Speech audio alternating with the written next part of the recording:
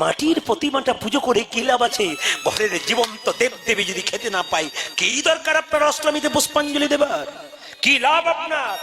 আপনার ভেতরে কি জন্মালো, অসুরত্ব না প্রেম? আপনি আসল জায়গাটায় জীবন্ত দেব দেবীকে পুজো করুন, তবে আপনার জীবন সুন্দর হবে, নইলে জীবন আপনার বেকার হতে যাবে।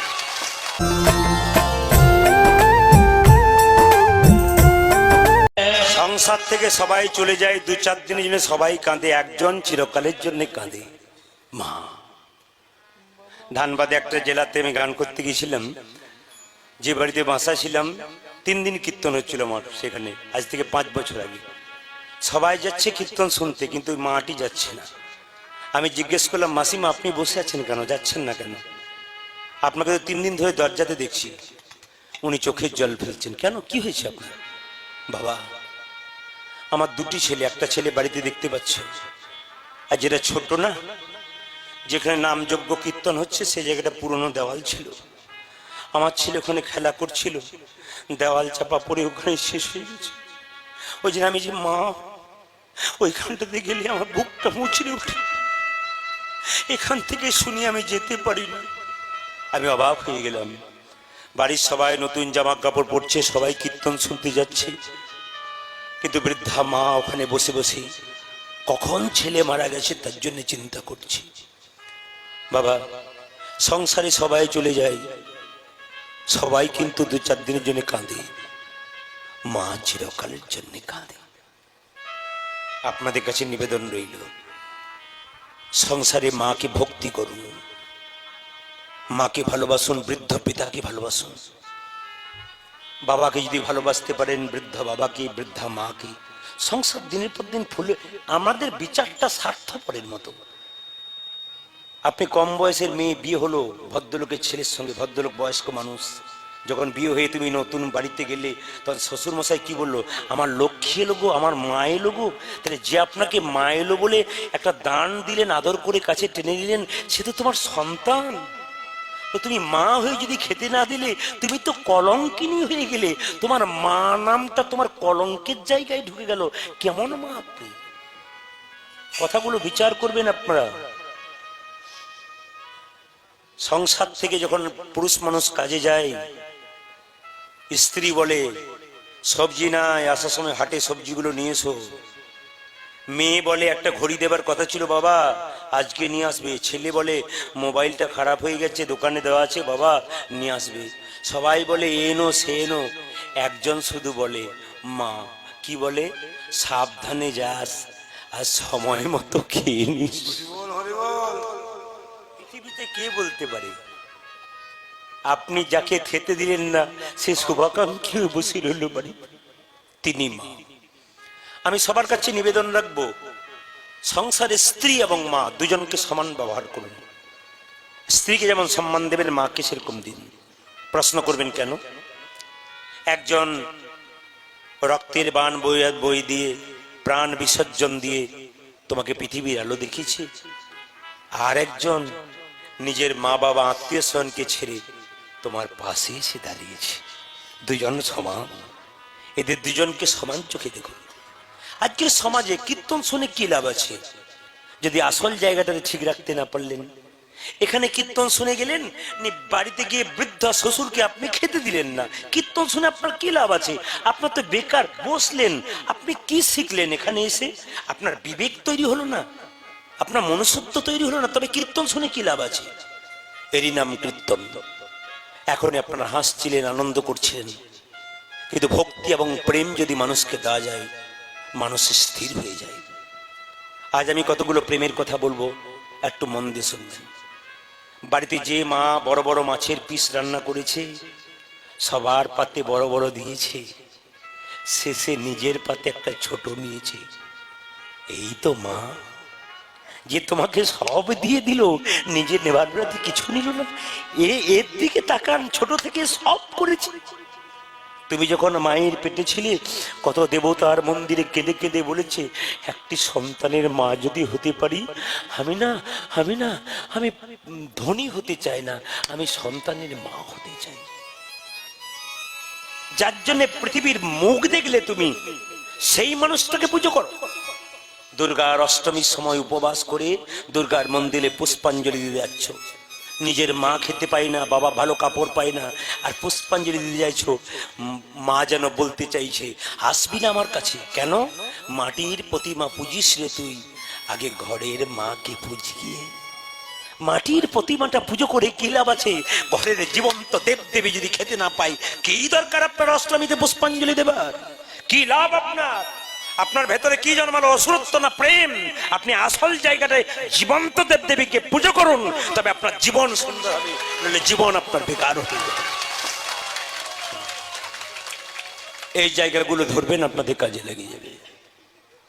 মায়ের গর্ভে একটা সন্তান 10 মাস 10 দিন থাকতে পারে, সেই ছেলে বড় হয়ে যদি কলকাতায় ফ্ল্যাট কেনে, মা বাবার একদিনের জন্য জায়গা হয় না। কি লাভ শিক্ষার? কি দাম শিক্ষার? তাই মা দেখবেন চিরকালের জন্য কাঁদে। এ সংসারে কেউ কারো নয়, এ সংসারে কেউ কারো নয়, যতক্ষণ দেহের মধ্যে প্রাণ আছে ততক্ষণ আমার আমার। দেহ থেকে প্রাণ চলে গেলে সব চলে যায়। প্রমাণ প্রমাণ।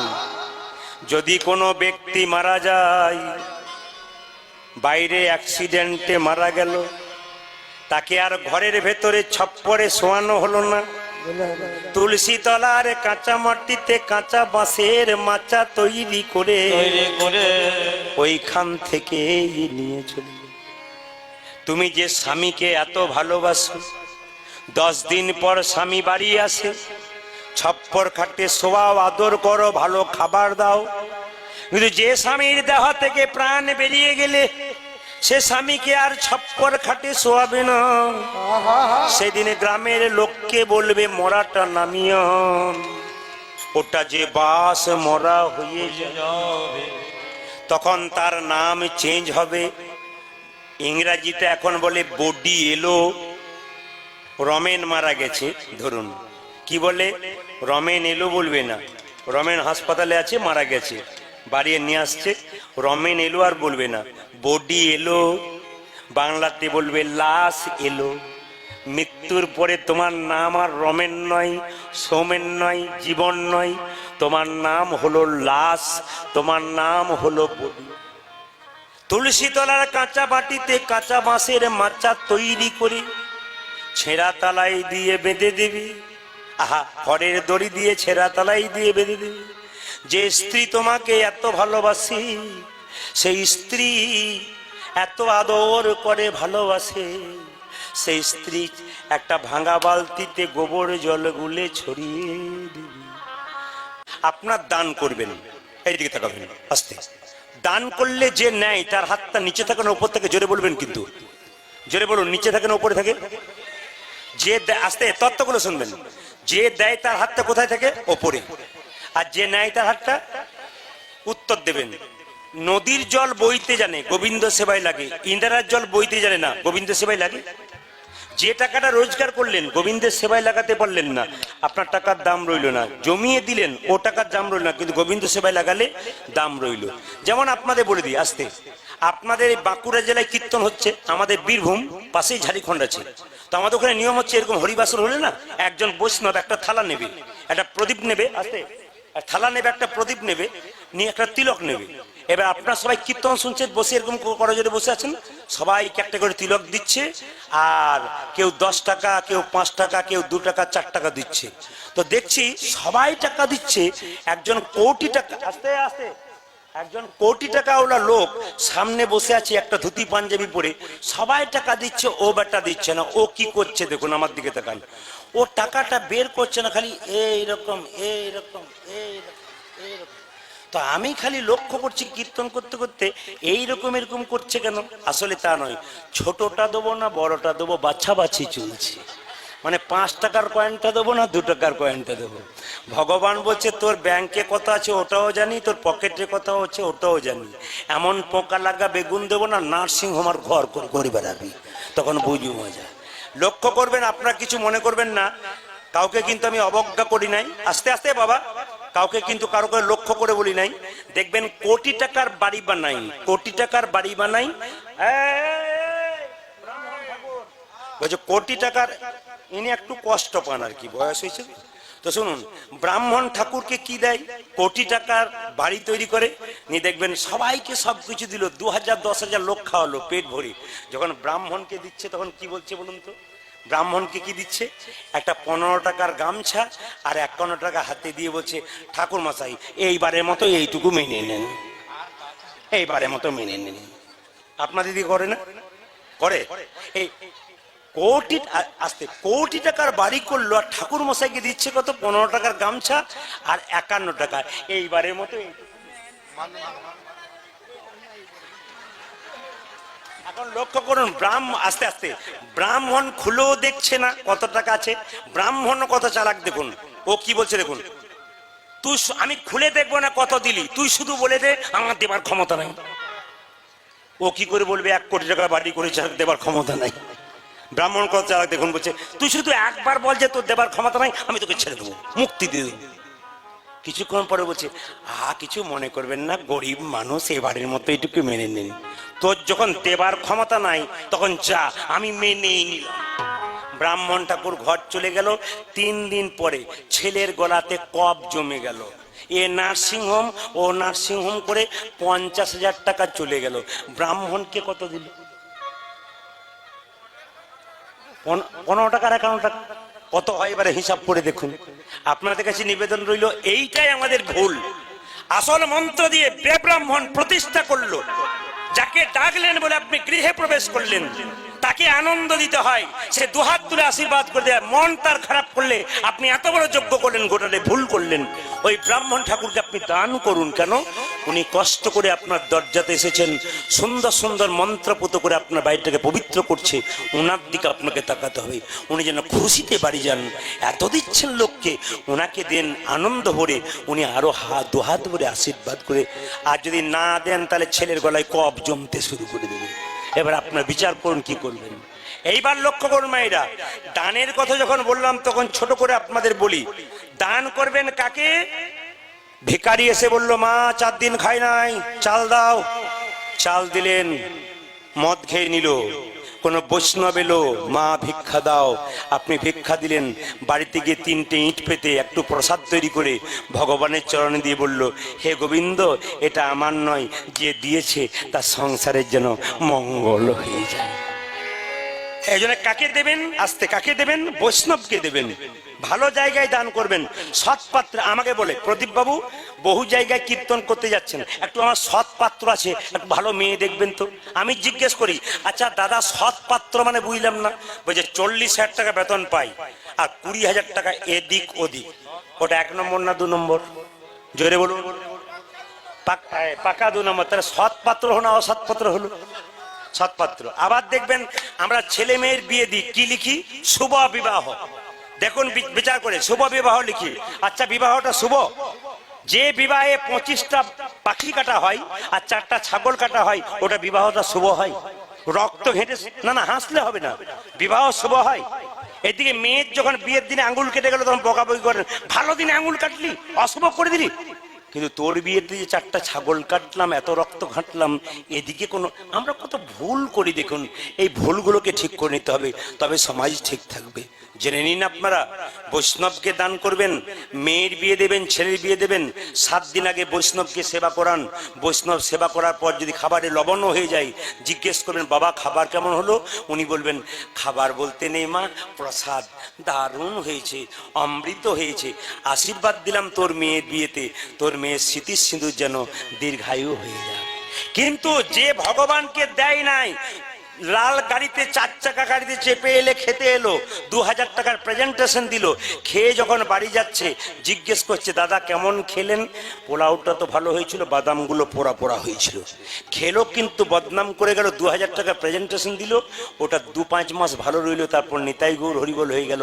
আর বৈষ্ণব যে প্রেজেন্টেশনটা দিল, ওটা আপনার মেয়ের জীবনে নিতাই গৌর হরিবল বলে সারা জীবন। এই জায়গাগুলো ধরতে হবে। আমরা কত ভুল করি দেখুন। আর একটা জায়গার কথা ভাবুন তো, যে জায়গায় গেলে এটা দেখা যায়, যে জায়গায় গেলে দেখা যায়, কোথায় বলুন তো? রেডি করেছো? কোথায় গেলে আপনারা বলবেন, কিন্তু কোথায় গেলে? আচ্ছা এইটা দেখবেন, এক জায়গাতে গিয়ে কি বলা হয় দেখুন, হাতে যাহা বলিব, জোরে জোরে জোরে, যাহা বলিব যাহা বলিব সত্য বলিব, সত্য বলিব, সত্য ছাড়া সত্য ছাড়া মিথ্যা মিথ্যা বলিব বলিব না। দেখছেন কত চালাক, জোরে বলতে হবে, মিথ্যা বলিব না। মিথ্যা বলিব, অনেকবার গেছে তো। দেখেছেন কেমন চালাক পার্টি, কিন্তু না বলছে আর কি। আচ্ছা এটা কোথায় বলা হয় বলুন তো, জোরে বলুন। বাবারে দেখছি আপনাদের সবার যাওয়া আছে নাকি, মাঝে মাঝে যান বোধ হয়। আচ্ছা আচ্ছা আচ্ছা আচ্ছা, এই লাল কাপড়টার ভেতরে কি থাকে বলুন তো?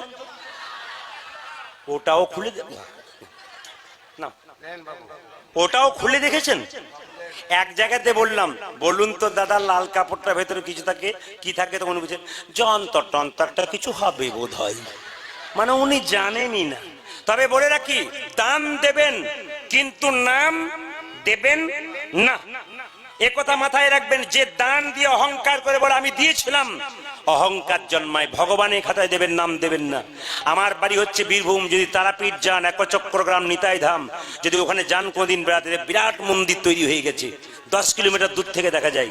ওই মন্দিরে আমরা একবার গান করতে গেছিলাম পাশের গ্রামে, তো জিজ্ঞেস করছিলাম ট্রাকে যারা মাল নিয়ে এসছে ড্রাইভারকে, বললাম ভাই এত ইট এত পাথর কে দেয়?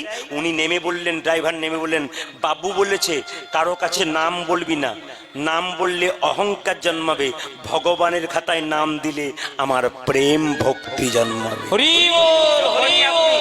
যখনই নাম দেবেন তখন অহংকার জন্মাবে, আর প্রেম জন্মাবে কখন? যখন আপনি নাম দেবেন না।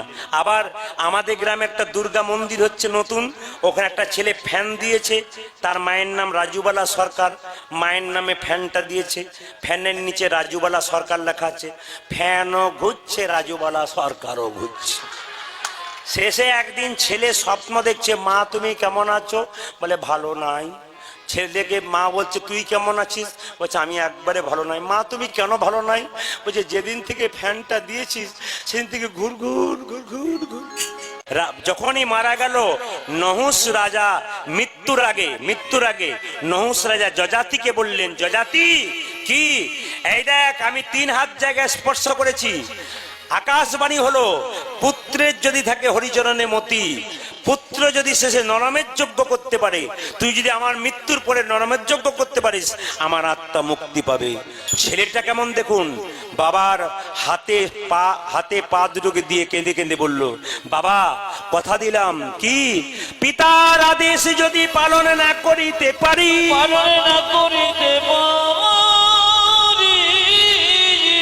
জ্বলন্ত অনলে আমার প্রাণ দিব ডারি।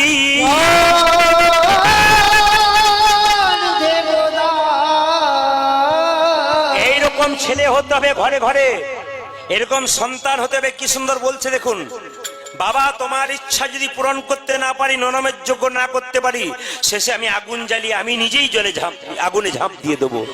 পিতা স্বর্গ পিতা ধর্ম, পিতা হি পরমন্ত পিতরি পিতিমা প্রিয়ন্তে সর্বদেবতা।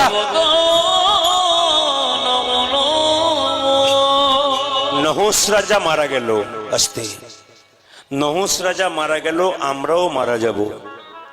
এখন আপনাদের কাছে আমার প্রশ্ন, খুব সুন্দর করে উত্তর দেবেন। দেহ মারা যায় না আত্মা মারা যায়? জোরে বলুন, জোরে বলুন। দেহ, যে যেখানে দাঁড়িয়ে আছেন বসে আছেন, দেহ মারা যায়। শাস্ত্র কি বলল? বাসাংসি জিন্নানি যথা বিহায় নবানি ঘিন্নাতি নরহ পরাণী তথা শরীরানি বিহায় জিন্নান্নানি সংজাতি নবানি দেহি। সংস্কৃত কথা অনেকের অসুবিধা হয়, আমি ভেঙে বুঝিয়ে দিই। মায়েরা যে কাপড়টা পরে এসেছেন, আমি যে কাপড়টা পরেছি, আপনারা যেটা পরেছেন, যখন জীর্ণ হয়ে যাবে ওই কাপড়টা ফেলে আপনি নতুন কাপড় ধারণ করবেন। আত্মা কি করে? পুরনো দেহ ত্যাগ করে নতুন দেহে যায়। প্রশ্ন করবেন, প্রদীপ বাবু আপনি যখন মারা যাবেন আপনার আত্মা কোথায় যাবে? আমরা যখন মারা যাব আমাদের আত্মা কোথায় যাবে? পুরোটা শাস্ত্র কথা, কিন্তু মন দিয়ে শুনবেন। আত্মা কোথায় যাবে? শাস্ত্র বলল, মানুষ কুলে জন্মগ্রহণ করে কেউ যদি পশুর মতো কর্ম করে, পশুর মতো আচার আচরণ করে, পরের জন্মে তার পশুকুলে জন্ম হয়। মানুষ কুলে জন্মগ্রহণ করে যে মানুষের মতো কর্ম করে, পরের জন্মে সে আবার মানুষ হয়। আর মানুষ কুলে জন্মগ্রহণ করে যে মহাপুরুষের মতো কর্ম করে তার দ্বিতীয় জন্ম হয় না, তার গোবিন্দের চরণ প্রাপ্ত হয়ে যায়। কেমন কেমন কেমন? যেমন ধানকে সেদ্ধ করলে মাঠে ছড়ালে ও যেমন দ্বিতীয় গাছ হয় না, যে দেহ হরিনামে সিদ্ধ হয়ে যায় তার দ্বিতীয় জন্ম হয় না, গোবিন্দ চরণ প্রাপ্ত। জেনে নিন, জেনে নিন আপনারা, মানুষ মারা গেলে স্বর্গে যাবে না নরকে যাবে? ডক্টর পঞ্চানন ভট্টাচার্যের জগত আমি বলে একটা বই আছে। আমি পঞ্চানন ভট্টাচার্যের প্রচুর বইপত্র পড়াশোনা করি, তাতে এক জায়গায় দেখেছি তিনি সুন্দর করে বর্ণনা করেছেন, মানুষ মারা গেলে স্বর্গে গেল না নরকে গেল তাকে দেখেই বুঝতে পারবো। বলে কি করে বুঝবেন? যেমন ধরুন মায়েরা, আপনাদের এই হিজলডিহাতে কেউ যদি মারা যায়, আপনারা দলে দলে দেখতে যান, গ্রামের বটে বলেন। এবার দেখে যখন এলেন তখন বাড়িতে বলা বলি করেন কি, ও মা এমন মরা দেখি নাই গো, একবারে মনে হচ্ছে বিভৎস মুখ হয়ে গেছে বিকৃত, দিদি আমার 3 দিন ঘুম হবে না, বলা বলি করেন না? জানবেন মৃত্যুর সময় যার মুখ বিকৃত হয়ে যায় তিনি চললেন নরকে। আর আপনারা বলেন না, মৃত্যুর সময় দেখে এলাম লোকটা মরে গেছে গো, যেন মরে নাই, ঘুমাচ্ছে, জানবেন ইনি যাচ্ছেন স্বর্গে। আপনি ভালো কর্ম করুন, আপনার মৃত্যুর সময় আপনি ঘুমাবেন। আপনি খারাপ কর্ম করবেন, আপনার মুখ বিকৃত হয়ে যাবে। এ প্রমাণ দিচ্ছে শাস্ত্র।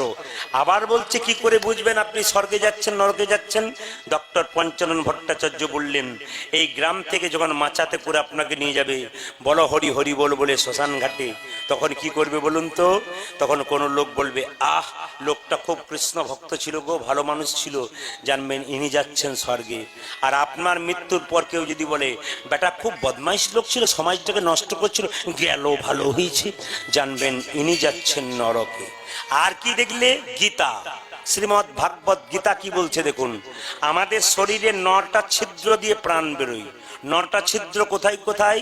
2টো কানের ছিদ্র, 2টো নাকের ছিদ্র, 2টো চোখের ছিদ্র, মুখের ছিদ্র 7টা, নিচের দিকে উপাস্থ এবং পায়ু 2টো ছিদ্র। এইবার বলছে এই 7টা ছিদ্র দিয়ে যদি প্রাণ বেরোয় আপনি স্বর্গে গেলেন, আর নিচের 2টো ছিদ্র দিয়ে যদি প্রাণ বেরোয় তাহলে আপনি নরকে গেলেন। কি করে বুঝবেন? আপনার মুখ দিয়ে প্রাণ বেরোলো, কোনো মানুষ হাঁ করে মরেছে, বুঝবেন মুখ দিয়ে প্রাণ গেল। কোনো মানুষ ভেলে আছে, মানে তাকিয়ে আছে, ওর মুখ চোখ দিয়ে প্রাণ গেল। কোনো মানুষের কানগুলো দেখবেন, কানগুলো দেখবেন বড় হয়ে যায় মৃত্যুর সময়, ওর কান দিয়ে বেরিয়েছে। মুখটা হাঁ হয়, নাকগুলো ফুলে যায়, নাক দিয়ে বেরিয়েছে। পেছন দিয়ে বেরোলো, কি করে বুঝবেন? মৃত্যুর সময় দেখবেন প্রস্রাব করে দেয় কিংবা পায়খানা করে দেয়, উনি নরকে চলে যায়, ওনার নিম্ন গতি হয়, এই দিকে গেলে ঊর্ধ্ব গতি হয়। অনেক সময় দেখবেন কেউ মরবে আর চমকে চমকে ওঠে, ভয় খেয়ে খেয়ে। বাড়ির লোক বলে, কি হলো কি হলো? তন্দ্রাচ্ছন্ন হয়ে বলে, কে যেন আমায় ভয় খাওয়াচ্ছে। আসলে তা নয়, এত পাপ করেছে, যমরাজ বলছে আর তোকে দেরি করবো না, এবার তোকে নিয়ে যাব। ওই জন্য মৃত্যুর সময় যারা চমকে চমকে ওঠে, ভয় খেয়ে খেয়ে ওঠে, জানবেন তাদের অধোগতি হচ্ছে। এই জন্যে শাস্ত্র অনুযায়ী যদি আমরা জীবন চলতে পারি, আমাদের জীবন সুন্দর হয়ে যায়। যজাতি মারা গেল, কিন্তু মৃত্যুটা এত সুন্দর হলো, এরকম শুয়ে আছে। বাবার শেষকৃত্য সম্পন্ন করে যজাতি চলে গেলেন গুরুদেবের কাছে। গুরুদেব, আমার বাবার মৃত্যুর পর আত্মার মুক্তি পাবে না, নরমের যজ্ঞের বিধান বলে দাও, কিভাবে নরমের যজ্ঞ করব। শাস্ত্রের বিধান শুরু করলেন গুরুদেব। শোন যজাতি, তোর বাবার নরমের যজ্ঞে কি করবে জানিস? 80 লক্ষ মুনি চাই করতে সম্ভাষণ। আজ 80 লক্ষ মুনি চাই করতে সম্ভাষণ। 80 লক্ষ মুনি চাই করতে সম্ভাষণ।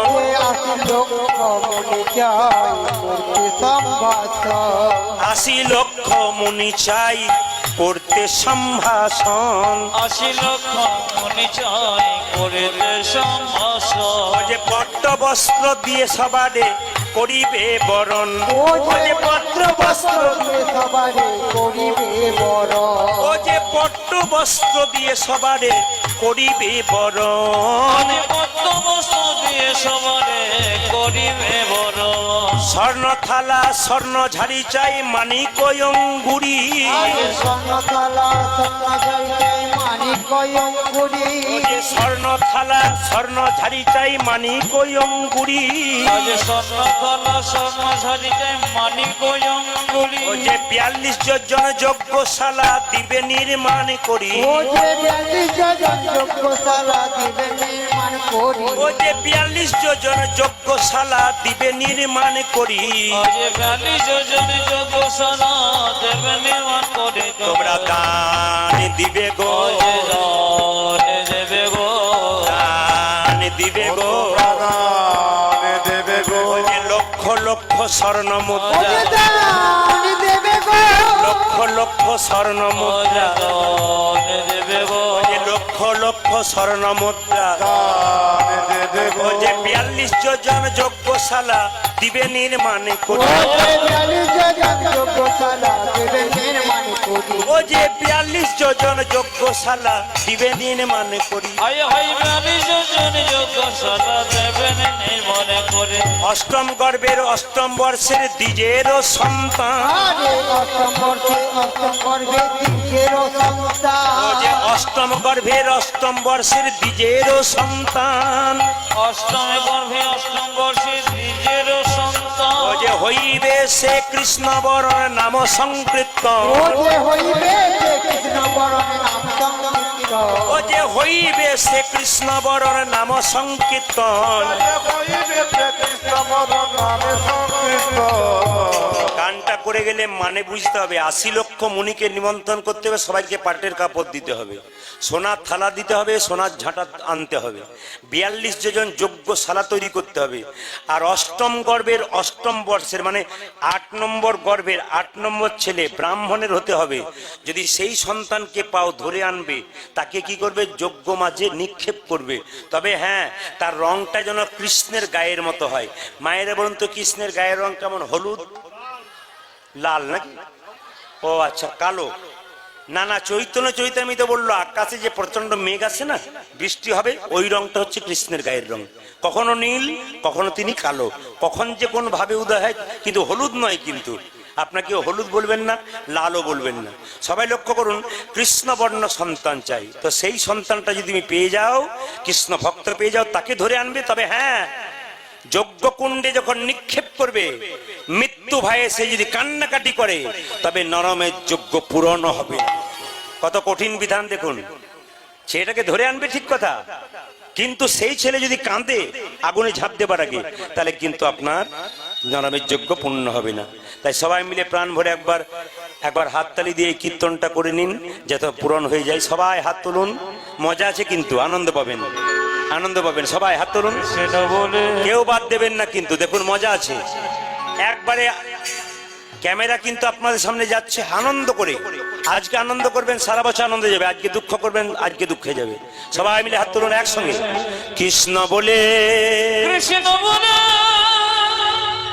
আমি বলবো পকেটে কেউ হাত দেবেন না যদি হাত তুলতে না পারেন আপনি হাত রাখবেন কিন্তু হাত ওঠান কেন বলুন তো বাবা হয়েছেন ছেলের জন্য ছেলের মুখটার দিকে তাকাবেন আমি যদি ভদ্রলোক সেজে যাই আমার ছেলে ভদ্রলোক সেজে যাবে শেষ বয়সে আমি বুঝতে পারবো আমি কোন জায়গায় পৌঁছালাম এখন থেকে কৃষ্ণ ভক্ত হন নইলে শেষে কিন্তু আপনাকে ফস্তাতে হবে কৃষ্ণ বলি কৃষ্ণ বলে বাহু তুলে বাহু তুলে চলো রে মন চলো রে মন বৃন্দাবনে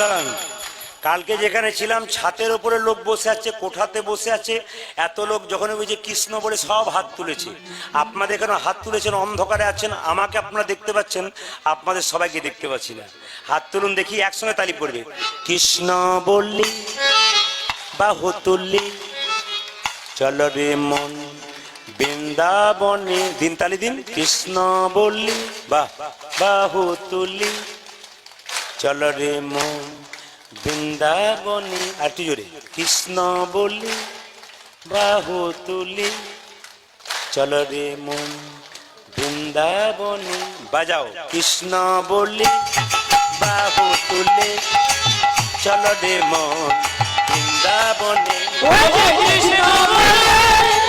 বাহু তুলে চলে মন বৃন্দাবনে। এই নামে নেই কোনো চিন্তা, এই নামে নেই কোনো ভাবনা, এই নামে নাই কোনো চিন্তা, এই নামে নাই কোনো ভাবনা। ও দিদি সবাই তালি দিচ্ছেন, আপনি কেন এই নামে নেই কোনো, এ কি মশা মারছেন না কি করছেন? আরে যার ওখানে ভাবছে আমি অন্ধকারে বসে আছি, তোমার নজর ওদিকেও গেছে, সব দিকেই যায়। এই যে মাস্টার মানুষ কেন বলুন তো, আমি যদি শিক্ষক হতাম না বহু ছেলেকে দেখতাম, শিক্ষক হতে পারি নাই, ভগবান আমাকে এই লাইনে এনেছে। ওই সবাই মিলে হাততালি দেবেন, কেন যার ভাবনা তিনি ভাববেন, তুমি ভাববার কি? এই নামে নেই কোনো চিন্তা, হ্যাঁ এই নামে নেই কোনো ভাবনা, এই নামে নেই কোনো চিন্তা, এই নামে নেই কোনো ভাবনা। এক জায়গায় অনেকক্ষণ গান হতে হতে একজন ব্যক্তি বলছে, এই দেখুন কেমন চালাক লোক, দেখুন আমাকে বলছে, বলে কেন? দু চারজন ঘুমোচ্ছে, জেগে যায় তার ব্যবস্থা করলেন আর কি। ওই জন্য যারা মুসড়ে পড়েছিল তারা দেখলো যা পাশে কে আছে না আছে একবার দিয়ে দিই, আর দিয়ে দিলেই তো জেগে যাবেন, সজাগ হয়ে যাবে। দিন এই নামে নেই কোনো ক্লান্তি, এই নামে নেই কোনো ভাবনা, এই নামে নাই কোনো চিন্তা, এই নামে নাই কোনো ভাবনা। বদন বলে এই হরি নাম, বদন ভরে এ হরি নাম, বদন বলে এই হরি নাম। বলো না কৃষ্ণ কৃষ্ণ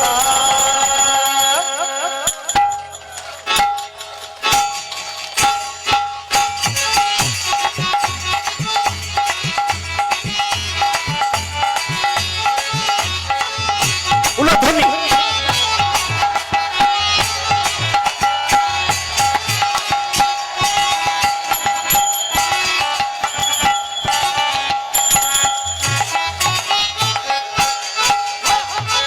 এই নামে নেই কোনো ক্লান্তি, ক্রান্তি, এই নামে আছে শুধু শান্তি, এই নামে নেই কোনো ক্লান্তি, এই নামে আছে শুধু শান্তি, এই নামে নেই কোনো ক্লান্তি, এই নামে আছে শুধু শান্তি, এই নামে নেই কোনো প্রান্তে এই নামে আছে শুধু শান্তি। আমরা 365 দিনে 320 দিন গান গাই, আমাদের ক্লান্তি নেই। আর আপনাদের দু একজনকে দেখছি, আমাদেরকে তাকান, এই নামে নেই কোনো ক্লান্তি। আমি তো দেখতে পাচ্ছি, যতই বলুন দাদা ভাইরা, মাঝে আপনাদের দু একটা আছে, না থাকা নয়, কিন্তু এই নামে নেই কোনো ক্লান্তি। আস্তে একজন বলছে আপনার ক্লান্তি থাকবে করে, কীর্তনে শেষে তো আপনি পেয়ে যাবেন, আমরা কি পাবো? বললাম না না, যে মিষ্টির দোকানে মিষ্টি তৈরি করে সে তো রোজগার করলো, কিন্তু যে কিনে সে তো রোজগার করলো, যে কিনে খেলো তারই কাজ। আপনাদেরই তো কাজ, আমাদের শুধু কিছুই না, যদি কিছু কৃপা করে পাই। এই নামে নেই কোনো ক্লান্তি, ক্রান্তি, এই নামে আছে শুধু শান্তি। এই নামে নাই কোনো ক্রান্তি, এই নামে আছে শুধু শান্তি। দাদা আপনাদেরকে বলছি, একটু নেচে যান। কেন বলুন তো, ভবিষ্যতে ঠকতে হবে। যদি না নাচেন না, বডির ফিটনেস আনফিট হয়ে যাবে। আপনি এতেও নাচবেন না, মোটর সাইকেলে যাবেন, ঘরে বসে বসে টিভি দেখবেন, তো আপনি তো সামনের দিকে বাড়বেন, কমবেন কি করে? এই জন্য কমাতে, যে অনেকে দেখবেন সকালবেলায় দেখবেন কি করে, এইরকম এরকম করে। জিজ্ঞেস করি কি করছেন, আর বলবেন না মর্নিং ওয়াক করছি। না না, কেউ দেখবেন পেটের জ্বালায় সকালবেলা থেকে ঘর থেকে বেরোই, আর দেখবেন কেউ হজম করবার জন্য বেরোই। আপনাকে হজম করার দরকার নাই, হরিনামে যদি নাচতে পারেন না, হজম তো হবে, তার সঙ্গে গোবিন্দের কৃপা পর্যন্ত হয়ে যাবে। এই নামে নেই কোনো ক্লান্তি, এই নামে আছে শুধু শান্তি। হরি বল। রে নামে নেই কোনো ক্লান্তি, এ নামে আছে শুধু শান্তি। মদন বলে এ করে না মদন ভরে এই হরি নাম, বদন হরে এ হরি নাম, বদন বলে এ করে না মদন ভরে এই হরি নাম। বলো না কৃষ্ণ কৃষ্ণ নাম। আন্দোলন একসঙ্গে বলুন।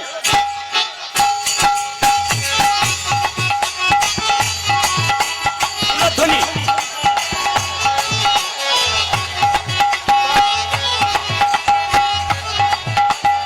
হরি বল।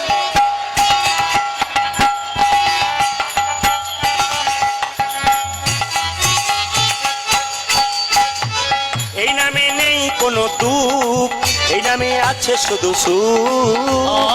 এই নামে নেই কোনো দুঃখ, এই নামে আছে শুধু সুখ। ওনারা ভাবছেন শেষে একটা গেয়ে দিয়েন, তারপর দেখেন কি করি। বসুন, একটু বসুন, খুব খুশি, আমি খুব খুশি। এই নামে নেই কোনো দুঃখ দুঃখ দুঃখ, এই নামে আছে শুধু সুখ। আর এই নামে নেই কোনো দুঃখ দুঃখ দুঃখ, এ নামে আছে শুধু সুখ। এই নামে নেই কোনো দুঃখ, এই নামে আছে শুধু সুখ। এই নামে নাই কোনো দুঃখ, এই নামে আছে শুধু সুখ। বদন বলে এ করে না মদন ভরে এই হরি নাম, বদন হরে এ হরি নাম, বদন বলে এ করে না ধ্বনি, ধ্বনি। এই হরি নাম। বলো না কৃষ্ণ কৃষ্ণ নাম।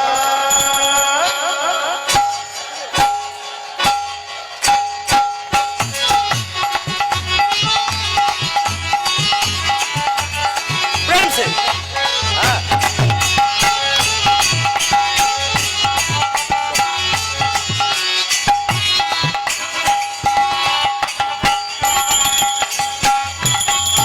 এবার কৃষ্ণ বলে বাবা। বাবু বলে চলো নব গীতা বলে হরে কৃষ্ণ বলে বাহু তুলে চলে রে বল বৃন্দাবনে।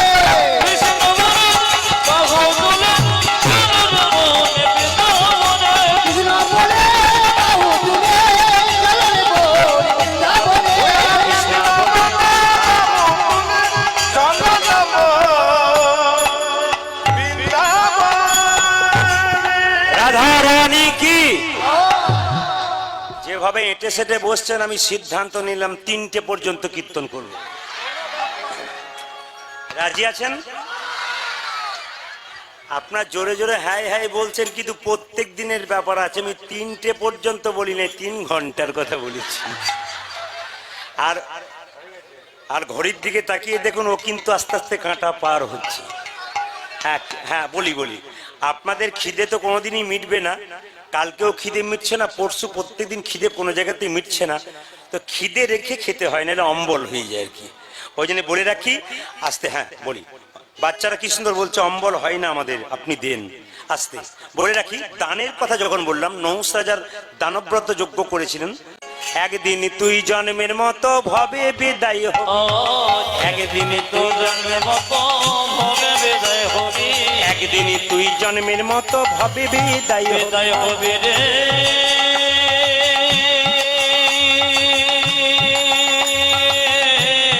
হরি হরি বল।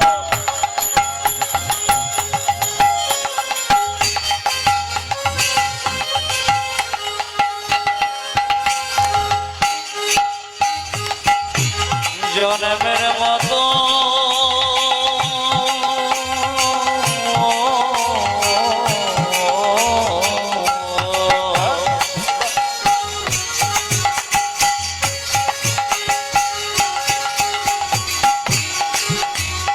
জন্মের মতো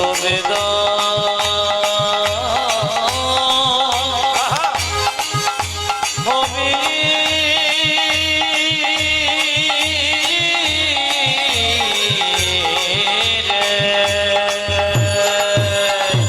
একদিন তুই জন্মের মতো হবে রে যে একদিন তুই জন্মের মতো ভাবি বিদায় হবি ও যে দুজনের মতো ভাবে বিদায় হবে লোহার সিন্ধুকের চাবি কারে দিয়ে যাবি ওই যাবি লোহার সিন্ধুকে যাবি কারে দিয়ে ও যাবে যে আলমারির চাবি তুই কারে দিয়ে যাবি ও যে আলমারি চাবি তুই করে দিয়ে যাবি আলমারিতে কি থাকে টাকা পয়সা সোনা দানা এই যে টাকা এই যে পয়সা এই যে সোনা দানা এই যে টাকা এই যে পয়সা এই যে সোনা দানা এই যে টাকা এই যে পয়সা এই যে সোনা দানা আরে এই যে টাকা এই যে পয়সা এই যে তো না জানা ও যে যাবার বেলায় তোমার সঙ্গে কিছুই তো যাবে না আই হই যাবার না তোমার সঙ্গে কিছু তো যাবে ও যে যাবার বেলায় তোমার সঙ্গে কিছুই তো যাবে না ও যে যাবার বেলায় তোমার সঙ্গে কিছু তো যাবে না কেন কেন আমার ছেলে যাবে আমার মেয়ে যাবে আমার বৌমা যাবে এই যে ছেলে এই যে মেয়ে এই যে ঘরের বউ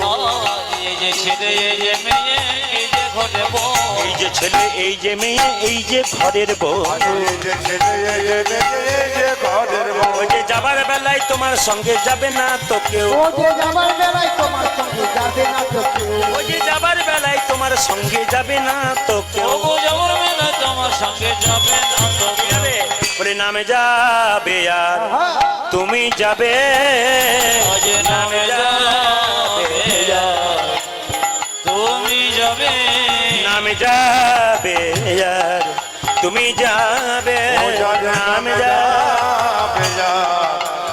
তুমি যাবে কেউ তো সঙ্গে যাবে না ভাই নামে যাবে আর তুমি যাবে কেউ